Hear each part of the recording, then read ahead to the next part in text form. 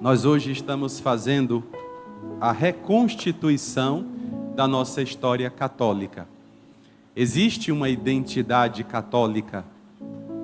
Vocês sabem que eu faço estudo do judaísmo já há alguns anos, mas nós não somos judeus, nós somos católicos.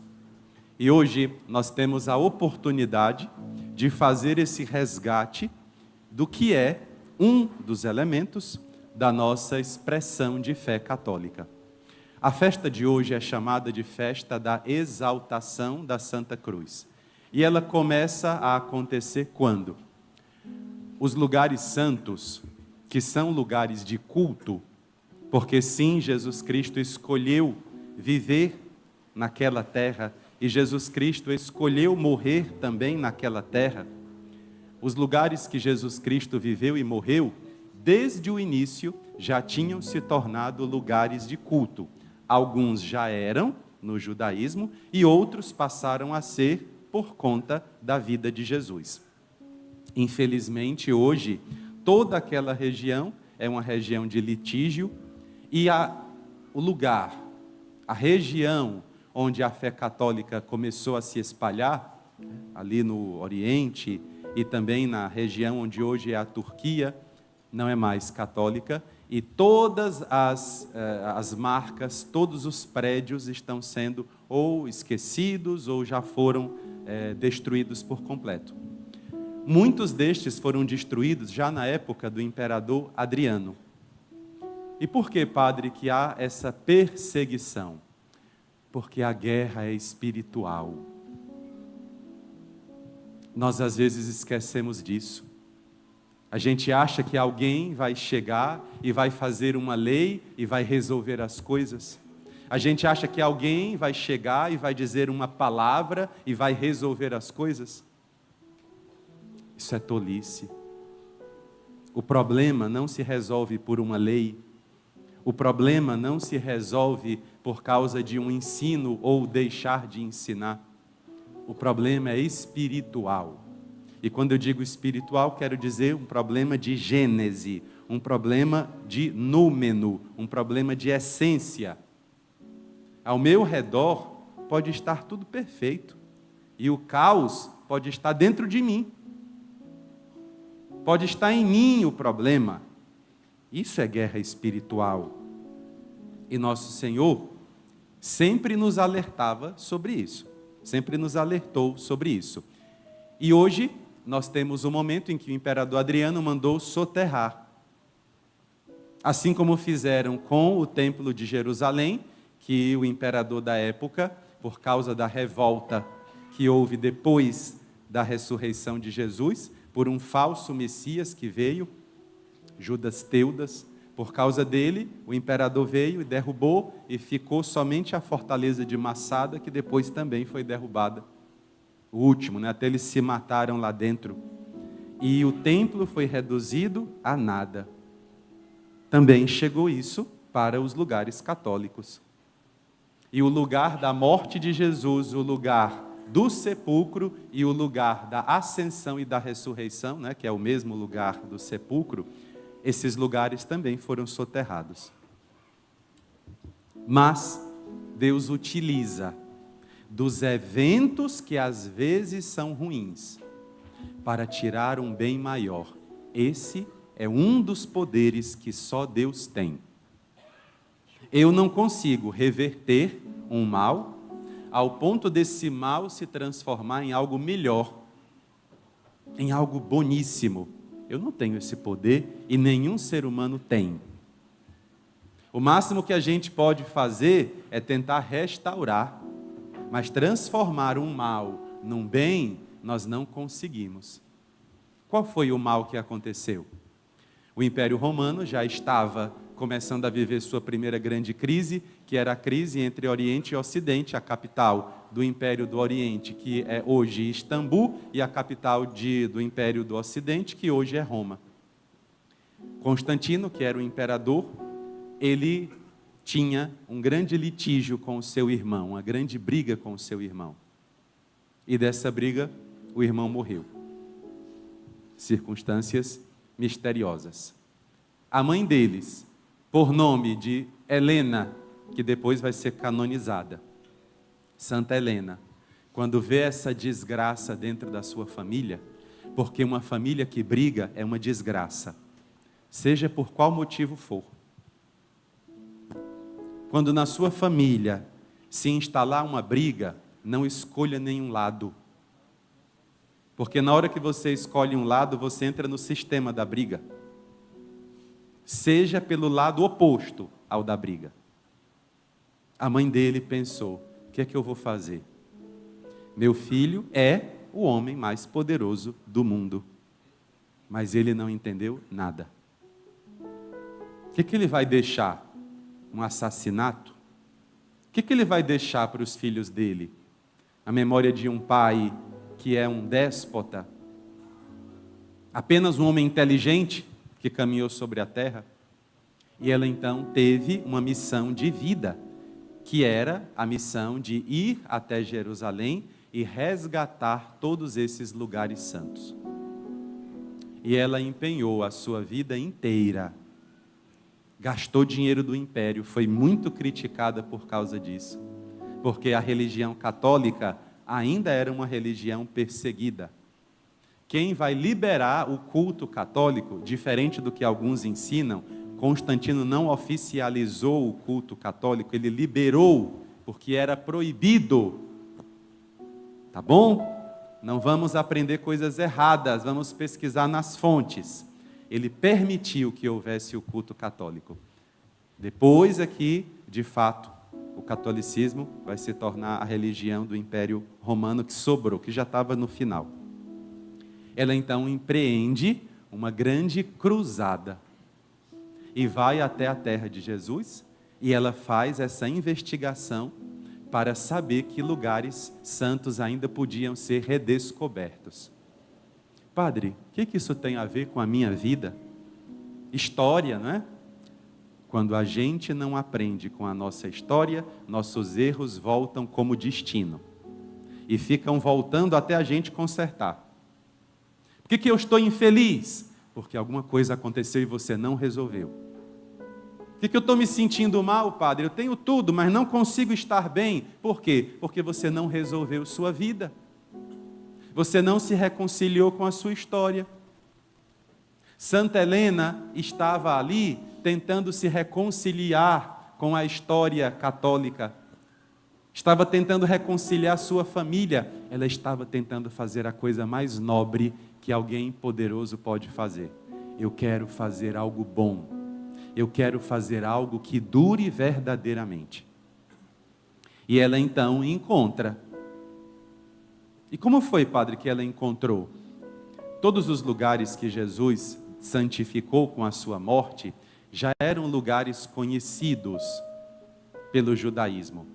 O lugar da morte de Jesus era fácil de encontrar. Tinha uma montanha com 2 buracos como se fossem olhos e um buraco como se fosse a boca. Formava o desenho de um crânio. Crânio em aramaico é Gólgota. Em latim, Calvário, caveira. Então era fácil, era só procurar esse lugar, que até hoje, depois bombardearam, porque o pessoal não se aquieta, né? O povo, para não se aquietar, é o povo humano, né? Aí bombardearam, mas ainda tem as feições de uma caveira. Então ela foi lá. E por que, padre, que matavam as pessoas lá fora?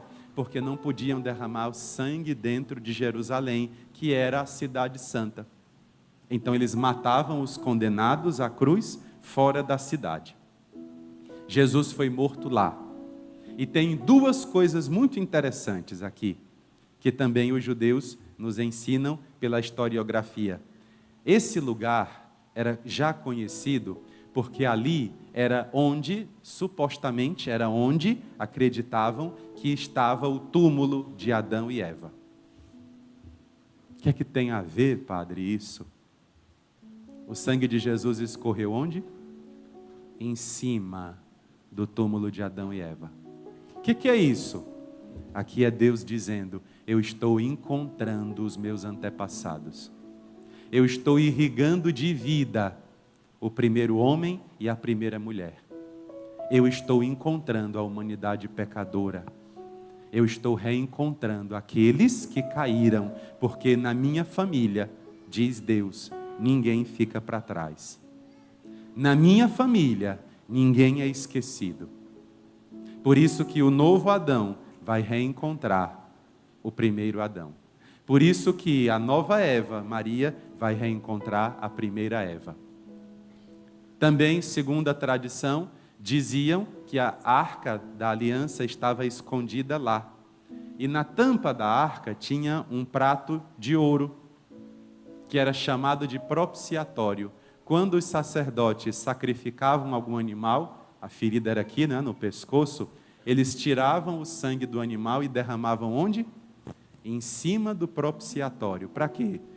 Perdão pela voz. Para quê? Para que o céu se abrisse. Quando o sangue caía sobre o propiciatório, o céu se abria. Qual foi a primeira coisa que aconteceu quando Jesus foi crucificado? Tinha uma cortina na frente do Santo dos Santos. O que aconteceu com a cortina? Ela rasgou-se de alto a baixo, ou seja, não tem mais separação, não tem mais divisão. Então o sangue de Jesus cai no propiciatório, o sangue de Jesus cai sobre Adão, o sangue de Jesus cai sobre mim. Padre, e por que sangue? Sangue é vida. Uma pessoa sem sangue é o quê? É um cadáver. Um órgão humano sem sangue é o quê? Nada, é morto. No sangue também estão todos os nossos segredos. Todos. Todas as informações estão no sangue humano. E também o sangue é sagrado, porque o sangue é que leva vida a todos os lugares do corpo. Então Jesus é aquele que derrama o seu sangue. E aqui tem outra tipologia, e tipologia é um gênero literário, é um tipo de escrita própria da Bíblia, que é a explicação de algo que já aconteceu sendo aperfeiçoado quando se repete. Qual é a tipologia, padre? Os altares podiam ser feitos de pedra ou de madeira.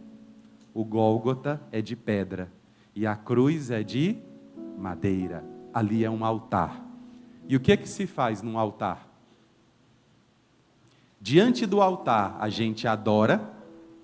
Nós estamos aqui para adorar o Senhor. Estamos aqui para curvar a nossa cabeça diante dele, porque nós não somos deuses. Um Deus não se curva. Nós somos deuses, por isso nós nos curvamos. A palavra adorar significa colocar a boca até o chão, prostrar-se. Segundo, nós também estamos aqui para agradecer, porque só estamos vivos por obra de Deus. Não, padre, eu que me esforço. Você só se esforça porque Deus permite. Você só tem ânimo porque Deus permite. Você só tem força de ir para frente porque Deus te impulsiona. Então nós devemos sim render ação de graças. Por isso que a Santa Missa é chamada em grego de Eucaristia. Eucaristia vem a raiz, a palavra caris, que significa graça. Nós estamos fazendo uma ação de graças, elevando.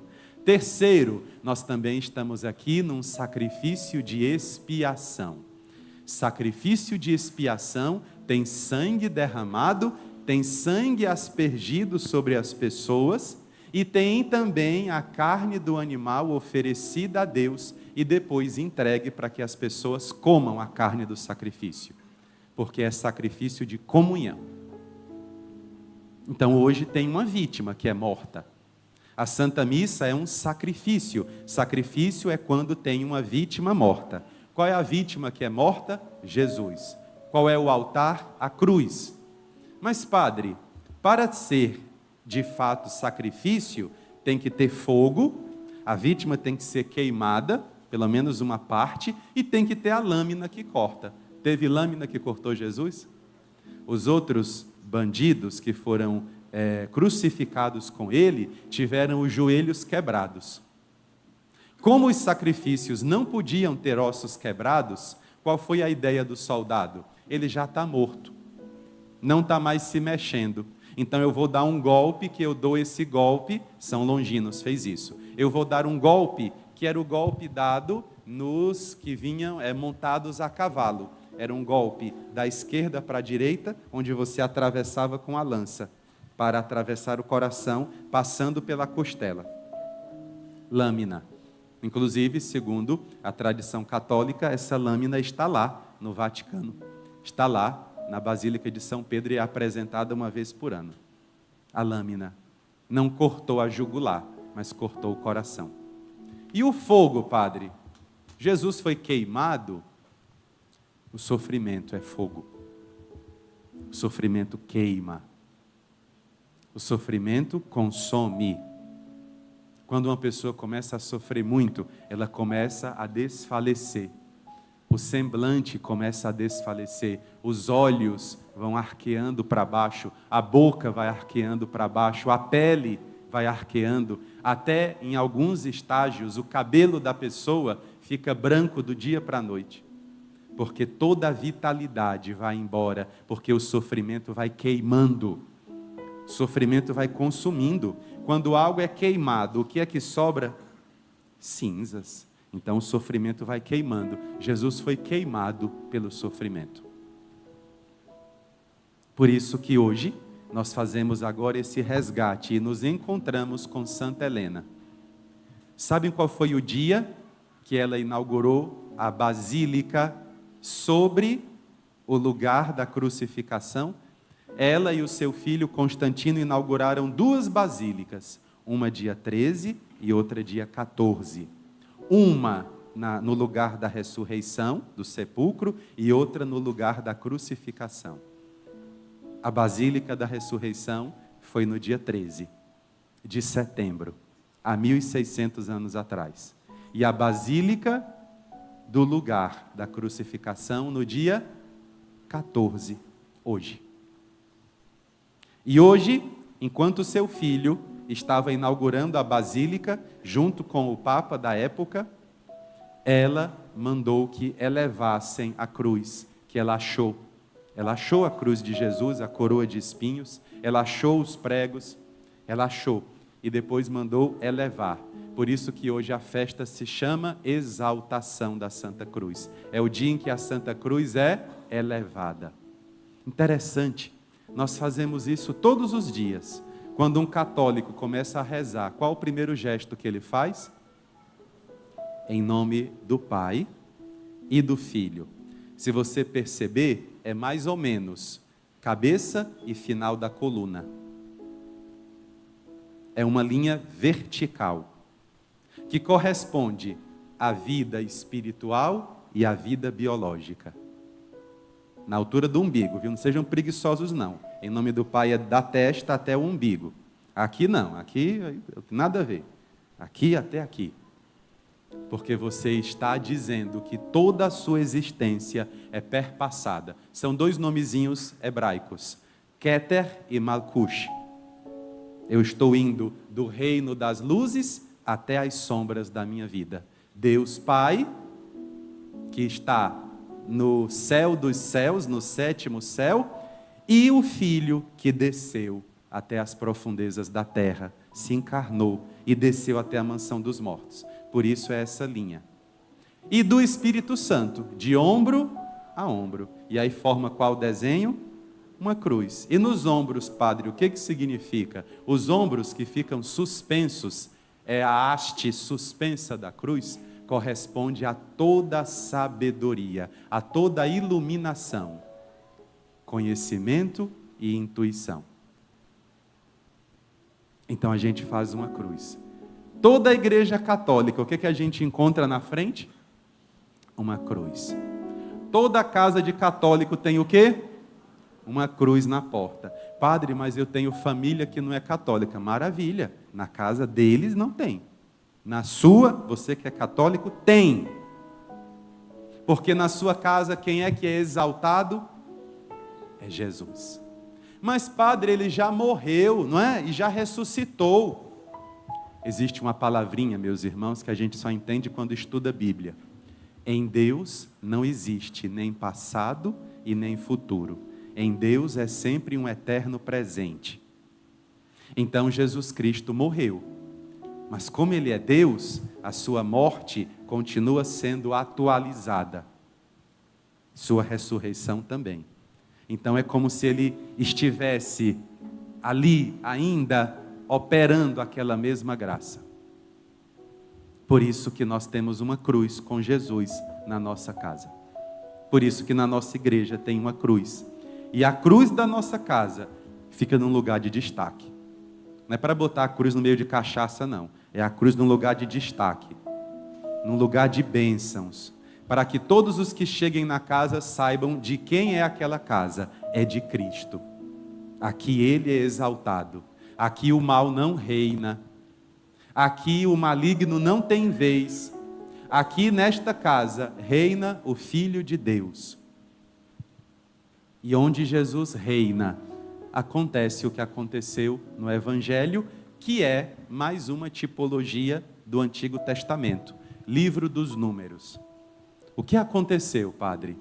E por que Jesus Cristo fez esse resgate da serpente de bronze? Porque a nossa vida, ela é constituída de algumas repetições. Aqui, para entender o que Jesus está ensinando, nós temos que abrir mão de duas ideias filosóficas que chegaram a nós pela modernidade. Primeira ideia filosófica: eu sou bom. É o mundo que está me estragando. Essa ideia não é verdadeira. Dentro de mim tem caos, dentro de mim tem mal, e eu tenho que dominar esse mal. Eu tenho que crucificar esse mal.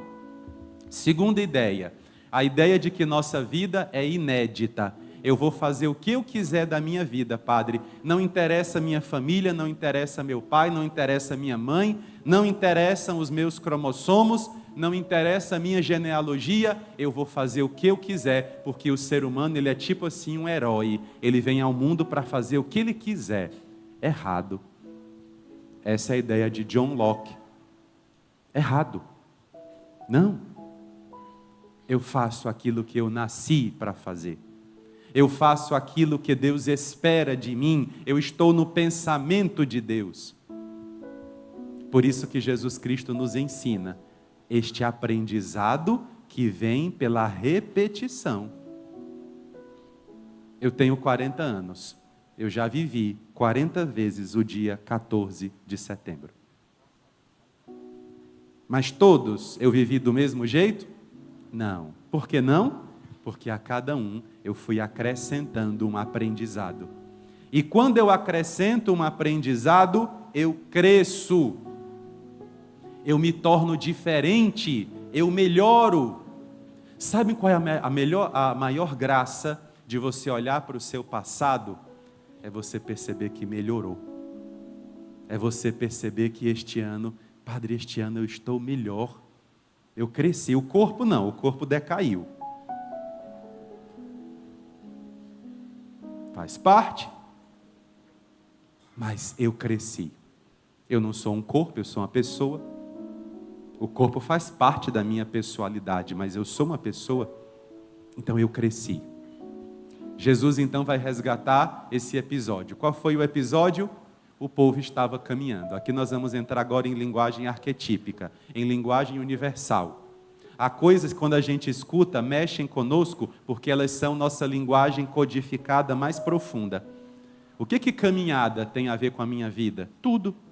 Todos nós, seres humanos, somos caminhantes, somos peregrinos.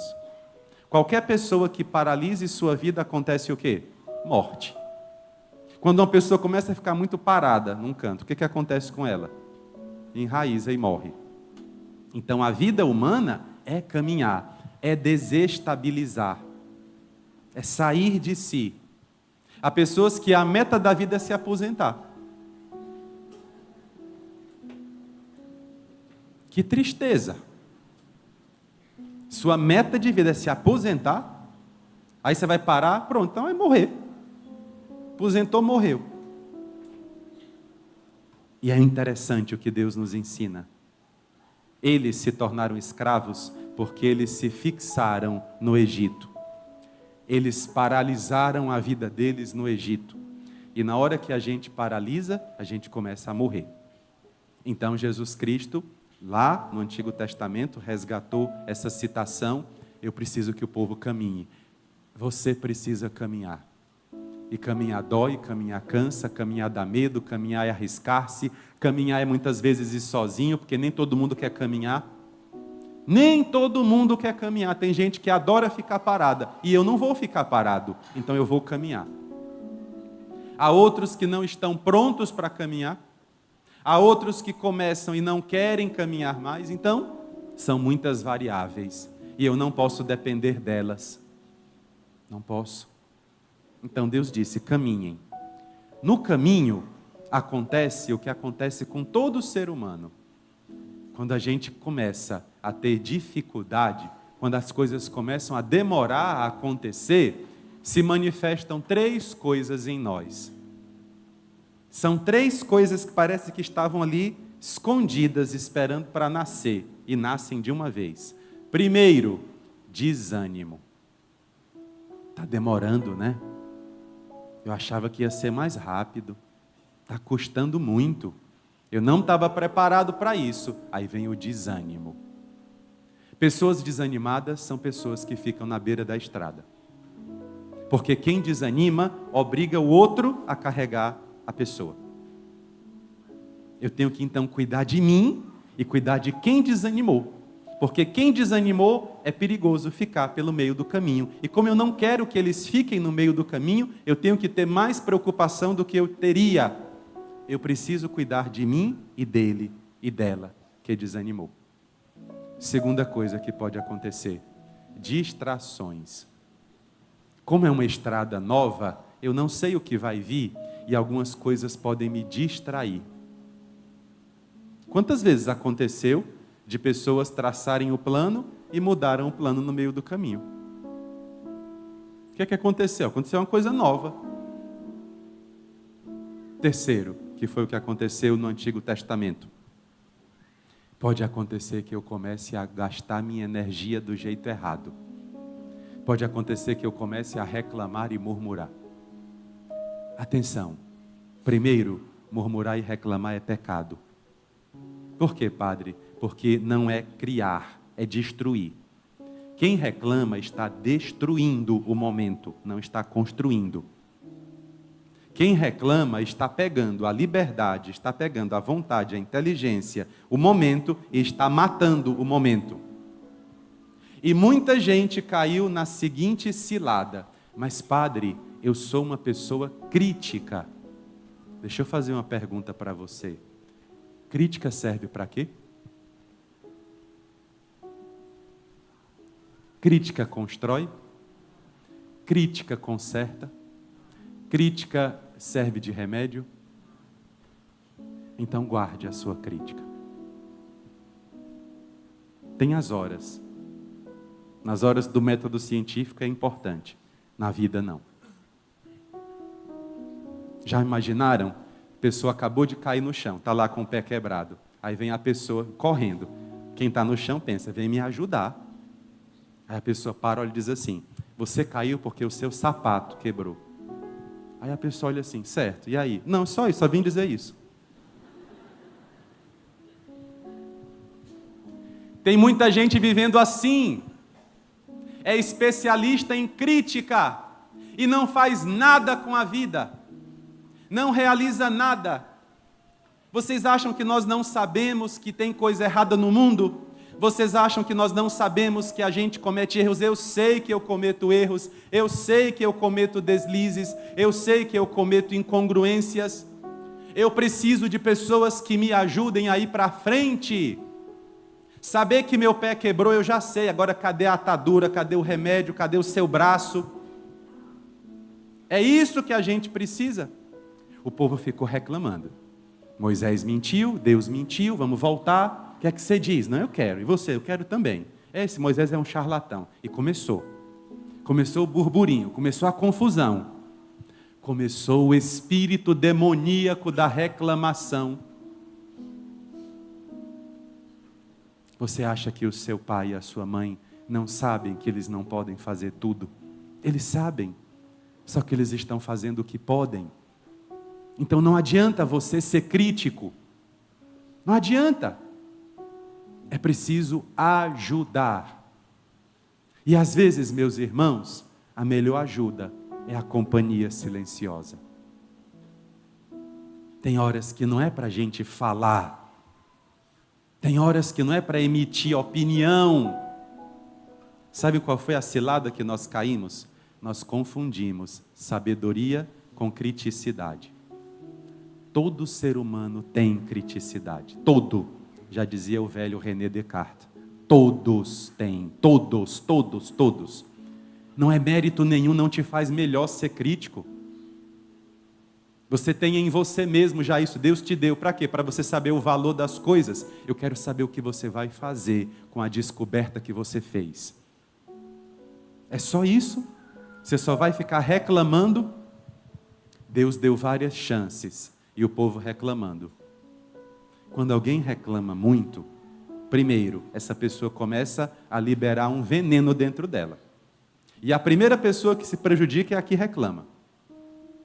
E chega uma hora que a pessoa reclama tanto que a outra que está ao lado faz o quê?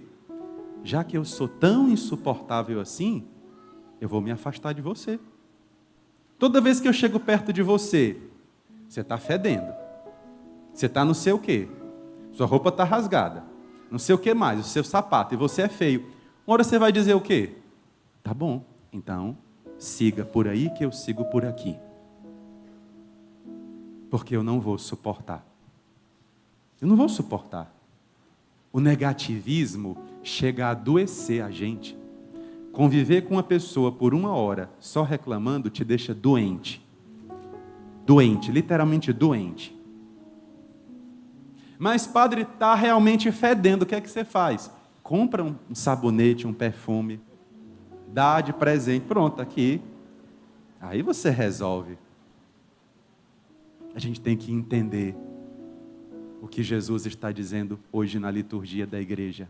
Ele caladinho pegou a cruz e morreu por nós. Por quê? Porque é isso que resolve. Ele não ficou, pai, é pesada. Pai, essa madeira aqui eu não gosto, é muito escura.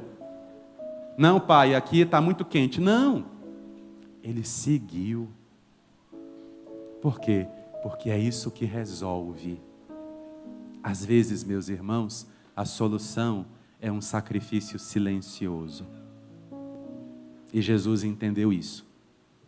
Por isso que nosso Senhor, quando viu o povo reclamando, disse assim: vocês não querem caminhar comigo, não é? E é interessante você perceber isso. Às vezes, você precisa deixar a pessoa sentir a sua ausência. Às vezes é preciso. Quando a gente se oferta muito, quando a gente faz tudo, pode ser que a pessoa não entenda o seu valor. Então Deus pensou: esse ensino vocês vão ter que aprender sozinhos. Já que eu sou um Deus ruim, já que Moisés é um charlatão, já que vocês queriam ficar no Egito, então eu deixo vocês abandonados à própria sorte. Agora vocês vão caminhar sem mim. O que aconteceu? As serpentes, inimigo natural do ser humano. As serpentes. Todas as espécies têm na biologia seus inimigos adversários natural. O da nossa espécie e da nossa subespécie é a serpente, os ofídeos. E naquela hora, as serpentes, que também é uma simbologia. O que as serpentes representam? Primeiro, as serpentes representam o mal que está no canto dele. Uma serpente só ataca quando a gente cruza o caminho dela. Se não tiver cobra na sua vida, você não vai ter perigo. Mas a gente traz, né? A gente fica puxando serpente para ficar depois acabando com a gente. Segunda simbologia da serpente. Como é que é a língua da serpente? Geralmente, ela tem 2 pontas. É uma chamada língua bifurcada. Padre, o que tem a ver isso, né? A língua humana também é assim? Pois é, o que é língua bifurcada? ela conta uma verdade e uma mentira ao mesmo tempo. Deixa eu colocar isso de um modo bem concreto. Você está se relacionando com uma pessoa. Você está namorando uma pessoa. E nesse relacionamento, nesse namoro, você nunca sabe o que esperar da pessoa. Porque ora ela faz uma coisa boa, ora ela faz uma coisa ruim. Ora ela elogia, ora ela critica. Ora ela diz a verdade, ora ela diz a mentira. Como é que se tornará esse relacionamento? Insustentável. Por quê, padre? Porque você não sabe o que é verdade e o que é mentira. E a vida do ser humano só se constrói na verdade. Somente na verdade. Então a serpente representa, do ponto de vista antropológico, também a dificuldade do conhecimento. Eu não sei o que acreditar. E terceiro, geralmente as serpentes têm peçonha. E elas inoculam com as suas presas. Quando é que a serpente inocula o veneno? Ou quando você a ameaça, ou quando ela quer já te pegar. Aí ela faz uma coisa, ela te dá um bote, te imobiliza, morte, né? E depois vai colocar o veneno. E o que o veneno de uma serpente faz na carne humana? Vai necrosando, vai matando. As serpentes mataram muitos que estavam caminhando. E na hora que eles começaram a morrer, o que eles fizeram? Voltaram a Moisés. E aqui nós temos a grandeza de um líder maduro. Aqui nós temos a grandeza de um homem de Deus. Moisés esfregou na cara deles que eles tinham traído Deus? Não. Moisés disse, se virem, eu vou caminhar sozinho? Não. O que é que Moisés fez? Moisés cuidou desse povo. E foi perguntar a Deus, porque era maior do que ele esperava. E perguntando a Deus como resolveria aquele problema, Deus disse, Moisés, eles precisam aprender. Se você está passando por alguma dificuldade grande que não vai embora, veja o que você precisa aprender com ela. Se você está passando por um relacionamento que é adoecido, veja o que você ainda não conseguiu aprender. Todos os nossos sofrimentos, eles também são uma estrada bifurcada. Eles podem se transformar em ruína, em queda, ou podem se transformar em um ponto de restauração, em uma grande transformação interior. Quais são as almas mais interessantes? Quais são as pessoas que têm mais conteúdo? São aquelas que sofreram mais. Essas pessoas beberam o veneno e transformaram o veneno em antídoto. Elas sabem o caminho da cura. É o que eu estou fazendo aqui diante de vocês. Todas as revoluções que mudam um ser humano, elas acontecem no silêncio de um coração sofrido. É ali. Nesse instante agora, estão acontecendo grandes implosões dentro de você e de mim. E Deus está reformando a nossa casa. E Deus está consertando. E dói. Foi o que Deus disse, Moisés, eu não posso curar de uma vez. Por que não, Jesus? Por que não, Deus? Porque se eu curá-los de uma vez, eles vão fazer de novo. Se eu não deixar que eles aprendam, eles vão fazer de novo. Você acordou seu filho para ir para a aula uma vez? Acordou para ir 2 vezes, 3 vezes? Uma hora você vai ter que dar uma terapia de choque nessa pessoa. Senão ele nunca vai aprender. A pessoa te traiu uma vez, você perdoou. A pessoa te traiu 2 vezes, você perdoou. Uma hora você vai ter que deixar a pessoa confrontar. Deixe a pessoa confrontar, se o espelho é educativo.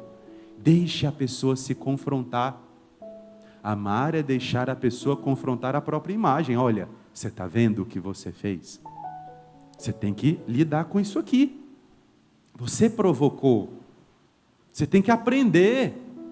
senão vai acontecer de novo, e pode ser que aconteça quando eu não estiver ao seu lado. Então, feliz é você que está passando por isso enquanto está sendo cuidado por mim, pela sua mãe, pelo seu pai, pelos seus irmãos, por quem te ama. Mas aprenda, senão seus erros vão voltar como destino. Como foi que Deus curou o povo? Moisés deve ter pedido: Deus, cure. Eles estão enchendo minha paciência, né? Choravam porque não queriam, agora choram porque querem a cura. O que eu vou fazer? Aí Deus disse 3 coisas. Olhem o processo da cura. Olhem o processo para ressignificar o sofrimento. Olhem o processo para se curar interiormente. Primeira coisa que Deus mandou fazer: peguem o bronze. No meio de vocês tem um monte de artífice de bronze, tem um monte de ourives, tem um monte de metalúrgico que vieram lá do Egito. Pegue eles. Eles vão pegar o aprendizado deles e vão fazer uma serpente de bronze. Padre, o que tem a ver fazer uma serpente de bronze? Muito simples.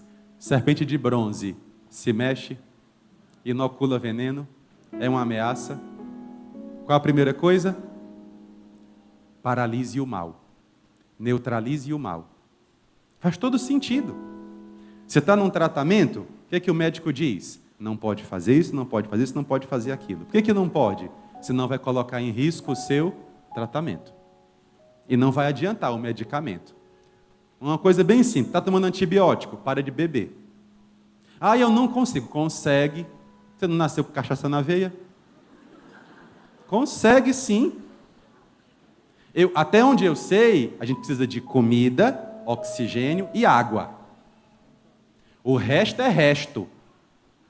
O resto é resto. Então você consegue sim. Ai, meu Deus, eu não consigo ficar sem essa pessoa. Respondam para mim. Consegue. Na hora do seu parto, quem é que estava lá? Não era só você, não? Pois é. Você não passou 20 anos sem conhecer a pessoa? Então você consegue. Agora é porque nós não queremos neutralizar o mal. Sabem por quê? Porque a gente gosta de se fazer de coitadinho. A gente quer que alguém diga assim: tadinho, né?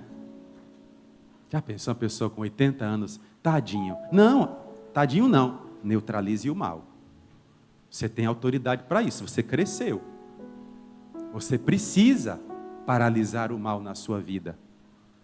Padre, tem uma pessoa que sempre que conversa comigo eu me sinto mal. Neutralize, meu irmão. Neutralize. Faça a serpente de bronze, pare o mal. Acabou aqui. Interessante isso, né? Tudo que está me fazendo mal eu vou resolver hoje. Eu vou resolver agora. Segunda coisa que Deus mandou fazer. Ele disse: coloquem a serpente no chão. Não foi assim? Foi? Não. Para botar onde? Moisés, agora pegue um pedaço de madeira bem alto e coloque a serpente lá em cima. Para quê, padre? Segundo exercício de cura. Se eu olhar para minha mão, eu vou começar a achar que minha mão é tudo em mim, que meu corpo é só minha mão. Se eu olhar para a minha ferida, que acabou de aparecer, eu vou achar que meu corpo todinho está doente. Mas se eu olhar por inteiro, eu vou entender o contexto, eu vou entender a integralidade, eu vou entender a totalidade da realidade. Uma pessoa que olha para baixo, como eles estavam olhando para onde? Para as serpentes, com medo. Tem uma cobra ali, aí ficavam com medo. Não, o que é que o Senhor mandou fazer? Olhem para o alto. O que é, padre, olhar para o alto? 2 coisas. Tenham uma visão ampla. Não fique olhando para o problema. Você não é seu problema. Você não é seu diagnóstico. Você não é sua fraqueza. Você não é seu erro. Você não é seu vício. Tem gente que chega e diz assim: eu sou fulano de tal. Eu tenho isso, tenho aquilo. Não, não é nem ter, eu sou, né? Eu sou isso, sou aquilo. Eu sou TDAH, eu sou não sei o que mais, eu sou não sei o que mais. Não, você não é isso, não. Você está olhando para isso, você está focando nisso, mas você é mais. Por isso, olhar para o alto. olhar além do problema. Vou dar um exemplo muito concreto e espero concluir com ele. Quando você tem uma pessoa que você ama, que está num quadro terminal de enfermidade, você tem duas escolhas: ficar olhando 3 meses de vida e contar, primeiro, segundo, terceiro. Ou você transformar aqueles 90 dias nos melhores 90 dias da vida de vocês. Isso é olhar além. Isso é olhar além. É uma escolha. Tem gente que se entrega antes de lutar. O povo estava vivendo exatamente isso, o terror. Eles tinham medo das serpentes, tanto que as chamavam de serpentes abrasadoras. Quando você parar de ter medo do que te faz mal, você vai começar a consertar. Uma das coisas que o demônio faz é a terapia do terror. Faz você paralisar só de medo. Medo. Tenho medo. O que é que o Senhor manda fazer? Olha além. Talvez hoje você não consiga vencer, mas você não vai olhar para hoje, você vai olhar além. Você vai olhar para depois. Hoje pode ser que eu não tenha tido um dia bom, mas eu vou olhar depois. Hoje pode ser que eu e minha esposa não estejamos bem, mas eu não vou acabar o casamento, porque hoje não vai me definir. Eu vou olhar além. Terceira coisa que Deus mandou o povo fazer: e clamem por mim. No lugar de murmurar, reze. No lugar de brigar, venha para a igreja. No lugar de querer resolver as coisas do seu jeito, pergunte como Deus pensa. Por isso que Jesus no Evangelho vai trazer exatamente esse momento da história da salvação e vai dizer: assim como Moisés levantou a serpente no deserto, eu serei levantado. Onde é que ele foi exaltado? Onde é que ele foi coroado? Onde é que ele ficou no lugar mais alto? Só teve um episódio. Qual foi? A cruz. Mas a cruz é vitória ou é derrota? É aqui que está a última teologia de hoje. A cruz, ela fala mais sobre a humanidade do que sobre Deus. Quem foi que deu a cruz para ele? Quem foi que o condenou à cruz? Foi o Pai? Foi Deus Pai que inspirou Pilatos, vá lá, mande crucificar? Não. Então, meus irmãos, nós entendemos que Jesus está ensinando o seguinte: ninguém faz recuar um coração decidido. Nem a cruz, nem a humilhação, nem a nudez.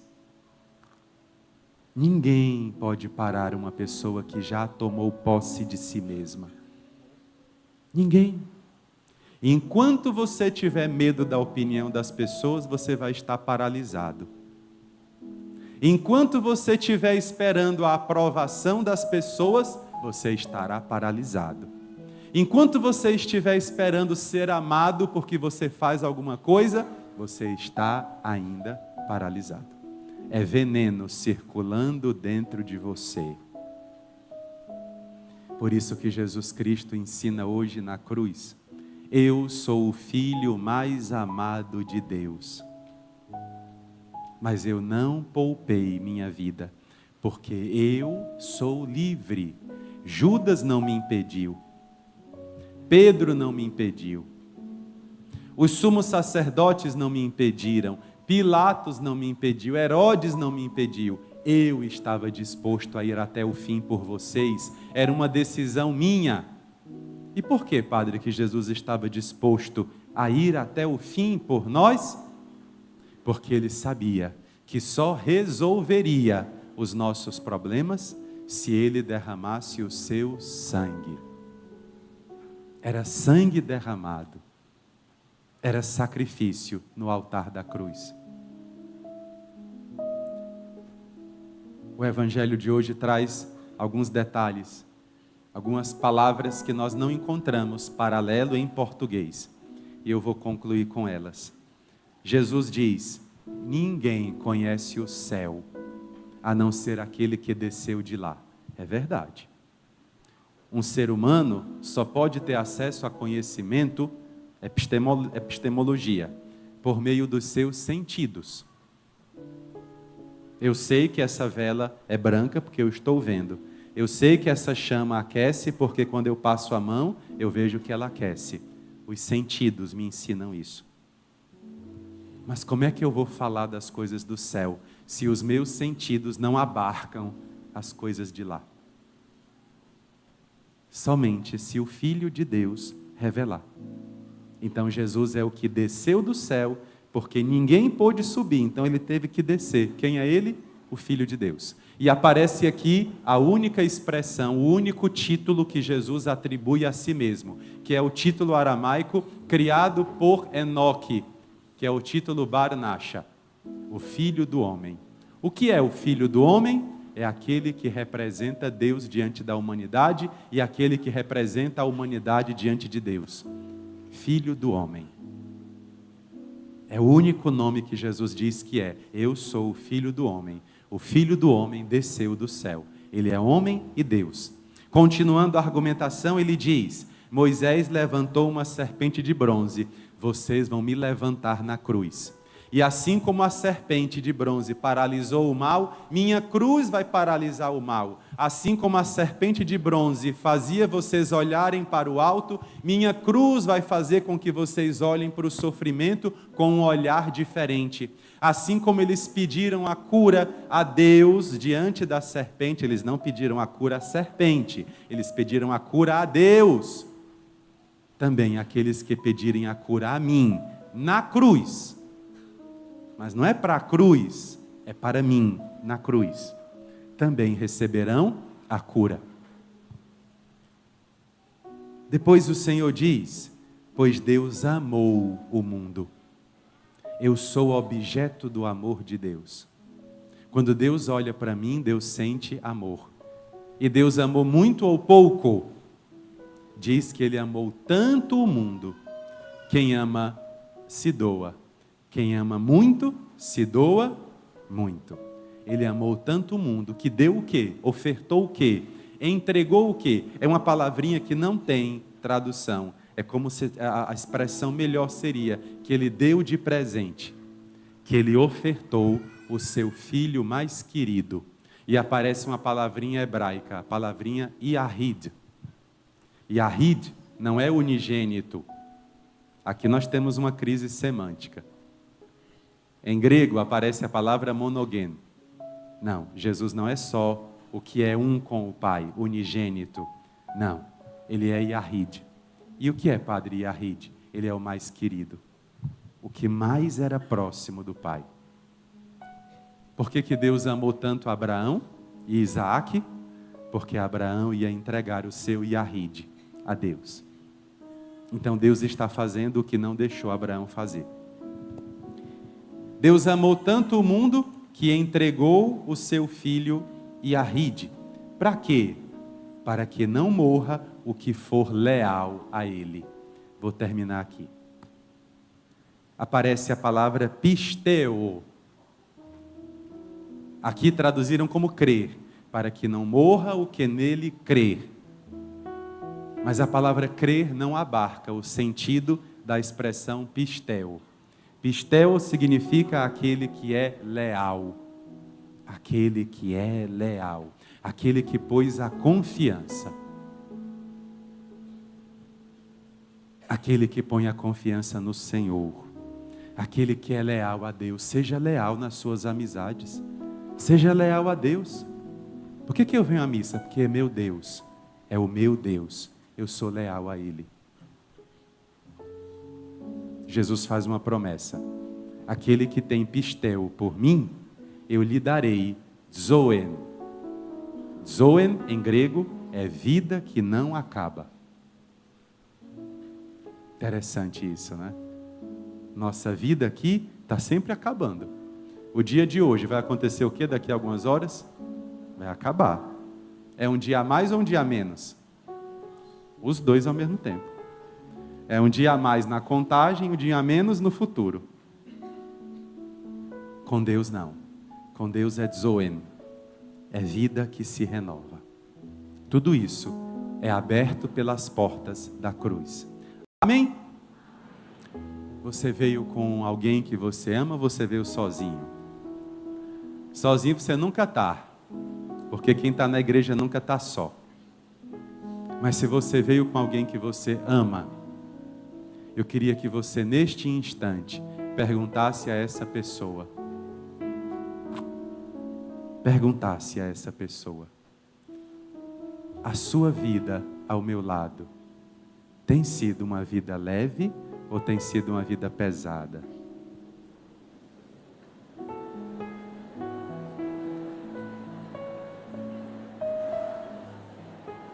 Vocês sabem, né? Se vieram para cá reclamando, se vieram para cá se queixando, vocês sabem. Não faça as coisas se queixando. Não faça. Faça com amor. Faça por amor. Vamos agora rezar um pouquinho. Abaixe a sua cabeça.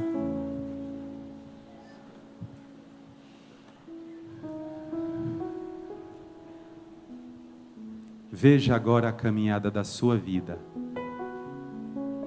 Você está caminhando bem? O ritmo da caminhada está bom? Está tranquilo? Os pés estão bem? Os joelhos estão bem? Ou você está cansado? Os pés estão feridos? Você está caminhando no meio de estrada de espinhos, de pedras, descalço? Como é que está a sua caminhada?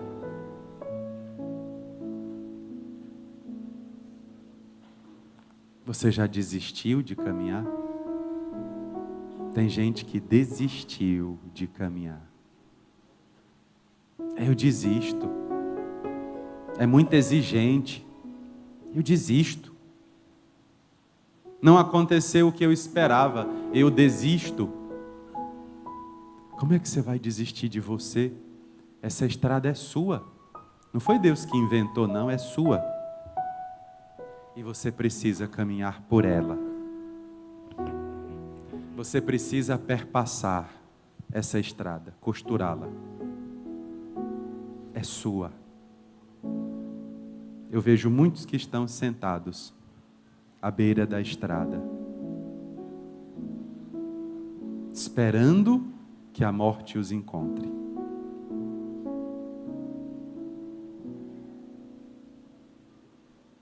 Deus não vai te esquecer. Se você disse, como os do Antigo Testamento, eu não quero caminhar com esse Deus, Ele agora veio resgatar você. Ele agora veio te colocar de volta na estrada. Segundo e último aspecto da nossa oração. Chegou a hora de você neutralizar o mal. Não abra a porta para o que não presta. Não abra portas para aquilo que você não quer que faça parte da sua vida. Escolha. Neutralize o mal. Volte a olhar para frente. Volte a olhar para o alto. Volte a olhar além.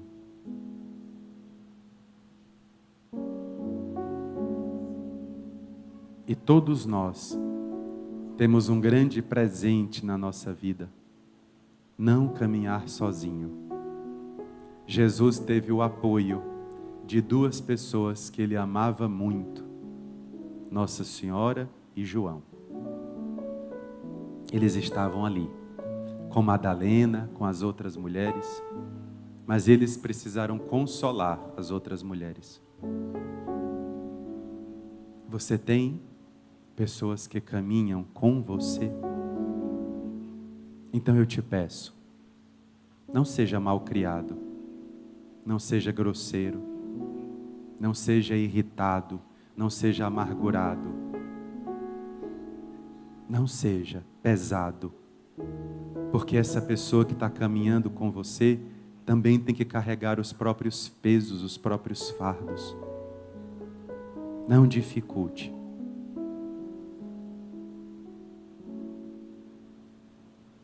E Jesus, olhando para nós, nos pergunta: você ainda quer caminhar comigo?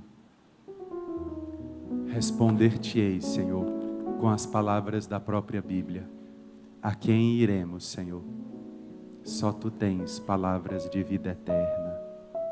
Só tu tens Zoen. Aqui não tem. Não tem, nesse mundo não tem. Nesse mundo tudo é repetido, Jesus. Tudo já existiu, tudo é uma cópia do que já aconteceu. Com o Senhor tudo é novo.